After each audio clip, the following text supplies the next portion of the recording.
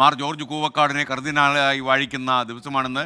ഈ ചടങ്ങ് വത്തിക്കാനിൽ നിന്ന് രാത്രി 8:30 മണിക്ക് നടക്കാനിരിക്കെ വളരെ ആഹ്ലാദത്തിലാണ് അദ്ദേഹത്തിൻ്റെ നാട്ടുകാർ. ചങ്ങനാശ്ശേരി മാമൂടിലെ മാർ ജോർജ് കൂവക്കാടിൻ്റെ ഇടവകയിലെ ലൂർദ് മാതാ പള്ളിയിൽ അവിടെയൊക്കെ വലിയ സന്തോഷമാണ്. ആഹ്ലാദഭരിതരാണ് ജനങ്ങൾ മുഴുവനും, വിശ്വാസികളും. ആ പള്ളിയിൽ നിന്ന് സജോ ദേവസ്യ തത്സമയം ചേരുന്നു. സജോ, അവർക്ക് വളരെ അഭിമാന നിമിഷം, സന്തോഷമുള്ള നിമിഷം, എന്തൊക്കെയാണ് വിവരങ്ങൾ?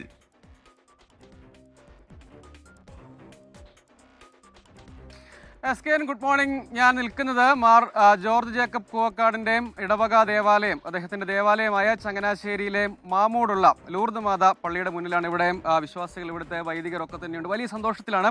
സഭയെ സംബന്ധിച്ച്, സീറോ മലബാർ സഭയെ സംബന്ധിച്ചിടത്തോളം, ഭാരത സഭയെ സംബന്ധിച്ചിടത്തോളം അഭിമാനകരമായ മുഹൂർത്തമാണ്. ഒരുപാട് അപൂർവതകളും സവിശേഷതകളും ഉണ്ട്. കാരണം അദ്ദേഹം കർദിനാൾ പദവിയിലേക്കുള്ള തിരഞ്ഞെടുപ്പ്, അല്ലെങ്കിൽ ആ ഉത്തരവ്, നിയമന ഉത്തരവ് ലഭിക്കുമ്പോൾ, അങ്ങനെയുള്ള പ്രഖ്യാപനം വത്തിക്കാനിൽ നിന്നുണ്ടാകും. അദ്ദേഹം വൈദികൻ മാത്രമാണ്.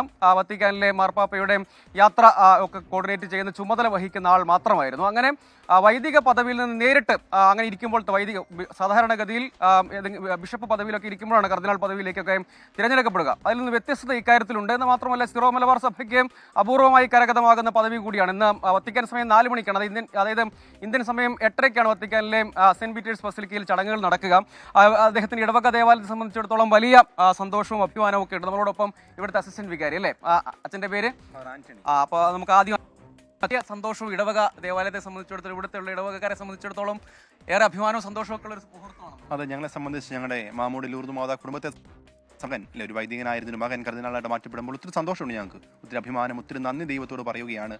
ഇന്ന് കർദിനാളുടെ സമൂഹം ഒരുമിച്ച് ആനന്ദിക്കുന്നു.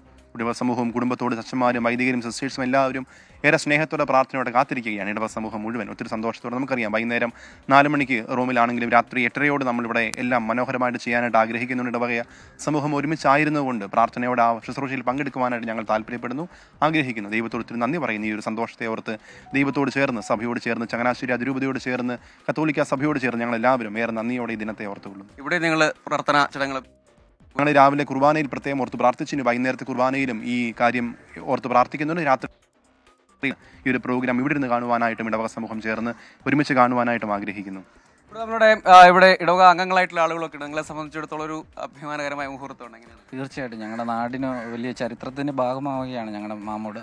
ഞങ്ങളുടെ ഭാരതത്തിൻ്റെ ലൂർദ് എന്നറിയപ്പെടുന്ന ഈ ദേവാലയത്തിൽ ഞങ്ങളെല്ലാവരും ഒരു ആർച്ച് ബിഷപ്പ് സ്ഥാനം പ്രതീക്ഷിച്ചിരുന്നു, ഉറപ്പായിട്ടും ലഭിക്കുമെന്ന്. പക്ഷേ പരിശുദ്ധ പിതാവ് ഞങ്ങൾക്ക് ഇരട്ടി മധുരം പോലെ, ഇരട്ടി സന്തോഷം പോലെ ഞങ്ങൾക്ക് ഒരു കർദിനാൾ പദവിയാണ് തന്ന്. ഞങ്ങൾക്ക് വളരെ അഭിമാനമാണ്.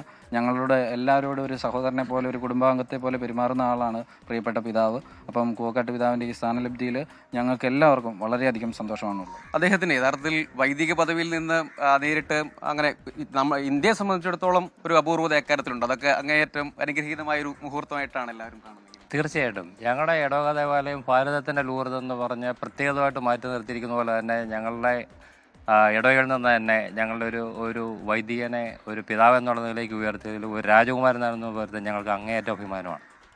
ഈ ആർച്ച് ബിഷപ്പ് പദവിയിലേക്ക് അദ്ദേഹം നേരത്തെ ഉയർത്തപ്പെട്ടതാണ്. ഈ പ്രഖ്യാപനത്തിന് ശേഷം ഇനിയിപ്പോൾ കർദിനാൾ പദവിയിലേക്കാണ് ആ ചടങ്ങാണ് നടക്കുക. കൂടുതൽ ആളുകൾ നമ്മളോടൊപ്പം ചേരുന്നുണ്ട്. എന്താണ് ഈ സമയത്ത് പറയാനുള്ളത്?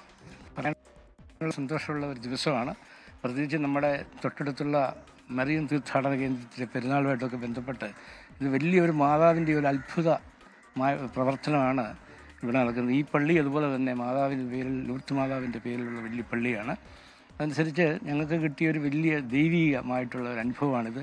അദ്ദേഹം ഞങ്ങളുടെ ഒരു വരദാനമായി മാറും എന്നുള്ള ഉറപ്പും ഞങ്ങൾക്കുണ്ട്. ഇവിടെ വന്ന് പ്രാർത്ഥന, അദ്ദേഹം ഇവിടെ ആർച്ച് ബിഷപ്പായി ഉയർത്തപ്പെടുന്ന ആ ചടങ്ങുകളൊക്കെ നടക്കുന്ന സമയത്ത് ഇവിടെ വന്ന് മാതൃദേവാലയത്തിൽ നടത്തിയിട്ടാണ് പോയത്. തീർച്ചയായിട്ടും നമുക്ക് ഇവിടെയും ഇവിടെയുള്ള കുറച്ച് യുവ പ്രതിനിധികളൊക്കെ ഉണ്ട്. എങ്ങനെയാണ്, എന്താണ്? ഞങ്ങൾക്ക് വളരെയധികം സന്തോഷമുണ്ട്. എൻ്റെയാണ് പിതാവ്. ഹാപ്പി. ഏറെ സന്തോഷത്തോടു കൂടി. അതെ, സന്തോഷമല്ലോ. വളരെ സന്തോഷമുണ്ട്. അഭിമാനത്തിൻ്റെ നിമിഷമാണ്. ഞങ്ങൾ പ്രാർത്ഥിക്കുന്നു. കുറച്ച് വനിതാ പ്രതിനിധികളൊക്കെ ഉണ്ട്, അവരോടും കൂടെ നമുക്ക് ചോദിക്കാം. എന്താണ് നിങ്ങൾക്കൊക്കെ പറയാനുള്ളത്? ഞങ്ങൾക്ക് ഈ ഇടവകയ്ക്കെന്നല്ല, ഞങ്ങളുടെ ചങ്ങനാശ്ശേരി അതിരൂപത സീറോ മലബാർ സഭയ്ക്ക് തന്നെ ഭയങ്കര അഭിമാനിക്കാനും സന്തോഷിക്കാനും കിട്ടിയൊരു അവസരമാണ്.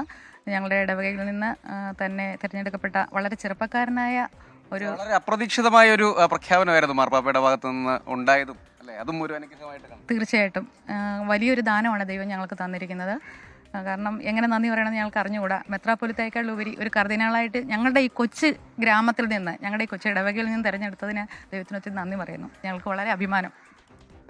സമയം ഇന്ന് ഞങ്ങൾക്ക് ഭയങ്കര സന്തോഷത്തിൻ്റെ ദിവസമാണ്. ഞങ്ങൾ ദൈവത്തിന് നന്ദി പറയുന്നു. ഞങ്ങളുടെ ഇടവകയ്ക്ക് ഏറ്റവും വലിയൊരു അഭിമാനത്തിൻ്റെ ദിവസമാണിന്ന്. ഞങ്ങൾ ദൈവത്തിന് നന്ദി പറയുന്നു. ഞങ്ങൾക്ക് ഇതുപോലൊരു പിതാവിനെ കിട്ടിയതിന് ഞങ്ങൾ തന്നെയല്ല, കേരളത്തിന് മൊട്ടാകെ ഞങ്ങൾക്ക് ഒത്തിരി സന്തോഷമുണ്ട്. ഞങ്ങൾക്ക് വളരെ സന്തോഷം ഇങ്ങനെ ഒരു പിതാവിനെ കിട്ടിയതിൽ. വളരെ സന്തോഷമുണ്ട്. ഞങ്ങളുടെ ഇടവകയുടെ നന്ദി പറയുന്നു. പ്രത്യേകം നന്ദി പറഞ്ഞ് പ്രാർത്ഥിക്കുന്നു അച്ഛന് വേണ്ടി. അതാണ് ഇവിടെയുള്ള വിശ്വാസി സമൂഹമൊക്കെ വലിയ സന്തോഷത്തിലാണ്. കാരണം ഒരു ചെറിയ ഇടവകയിൽ നിന്ന് അതായത് കത്തോലിക്ക സഭയെ സംബന്ധിച്ച് നമുക്കറിയാം, മാർപ്പാപ്പ അതായത് പോപ്പ് തിരഞ്ഞെടുപ്പിൽ അടക്കം വോട്ടവകാശം അടക്കമുള്ള പദവിയിലേക്കാണ് വരുന്നത് സാധാരണഗതിയിൽ. അതായത് നമുക്കിപ്പോൾ തന്നെ അറിയാം, കർദിനാൾ ബസേലിയോസ് ക്ലീമീസ് കാതോലിക്ക ബാവ അടക്കം ഒപ്പം കർദിനാൾ മാർ ജോർജ് ആലഞ്ചേരി ഇവർ കഴിഞ്ഞാൽ കർദിനാൾ പദവിയിലേക്ക് വരുന്ന, കേരളത്തിൽ നിന്ന് നിലവിലെ സാഹചര്യത്തിൽ വരുന്ന ഒരാൾ കൂടിയാണ് അദ്ദേഹം. അപ്പോൾ അതിൻ്റെ പ്രാധാന്യം കൂടി അറിയാമെന്ന് മാത്രമല്ല, മാർപ്പാപ്പ പദവിയിലേക്ക്, പോപ്പ് പദവിയിലേക്ക് തിരഞ്ഞെടുക്കപ്പെടുമ്പോൾ അതിൽ വോട്ടവകാശമുള്ള ആൾ കൂടിയാണ്. അങ്ങനെ പല കാരണങ്ങൾക്കുണ്ട്. അദ്ദേഹത്തിന് യഥാർത്ഥത്തിൽ നിസിബിസ് കൽദായ രൂപതയുടെ സ്ഥാനിക മെത്രാപ്പൊലിത്ത പദവിയാണ് നൽകിയിരിക്കുന്നത്. പക്ഷേ അദ്ദേഹം വത്തിക്കാനിൽ തന്നെ തുടർന്നും പ്രവർത്തിക്കും. ആ നിലയ്ക്കാണ് നേരത്തെയും സിറോ മലബാർ സഭയുടെ മേജർ ആർച്ച് ബിഷപ്പൊക്കെയായി തിരഞ്ഞെടുക്കപ്പെടുന്നവർക്ക് അതൊരു ടൈറ്റിലായി നേരത്തെ വത്തിക്കാൻ നൽകാറുണ്ടായിരുന്നു. പക്ഷേ അതിലൊക്കെ കടന്ന് ഇക്കാര്യത്തിലൊരു സർപ്രൈസ് അടക്കം ഉണ്ട്. അതാണ് വലിയൊരു സന്തോഷത്തിന് കാരണമായി തീർന്നത്. അതായത് അദ്ദേഹത്തിൽ മറ്റ് പദവികൾ, മറ്റെന്തെങ്കിലും ഒരു പ്രധാനപ്പെട്ട ചുമതല എന്ന നിലയ്ക്ക് അദ്ദേഹം വത്തിക്കാനിൽ തന്നെ പ്രവർത്തിക്കുന്നു എന്നതാണ്. ആ സന്തോഷത്തിലാണ് അദ്ദേഹത്തിൻ്റെ ചങ്ങനാശ്ശേരി മാമൂടുള്ള ഈ ഇടവക ദേവാലയം, ഇവിടെയുള്ള വിശ്വാസി സമൂഹം. SK. Okay, thank you. Saju ദേവസിയാണ് വിവരങ്ങൾ നൽകിയത്.